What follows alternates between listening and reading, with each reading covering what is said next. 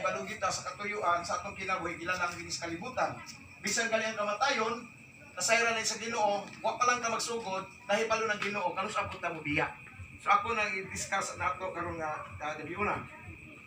Sa 1 Thessalonians chapter 4 verse 13 na yon. But I do not want you to be ignorant.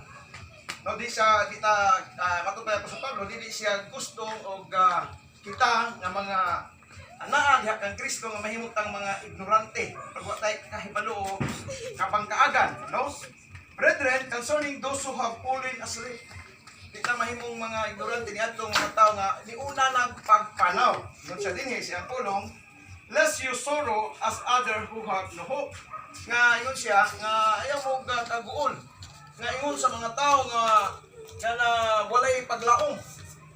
Pero ingon siya sa verse 14, for we believe that Jesus died and rose again. So atong gituhan nga si Jesus unsa kuno? Atong gituhan si Jesus nga namatay, o nya si Jesus nabanhaw.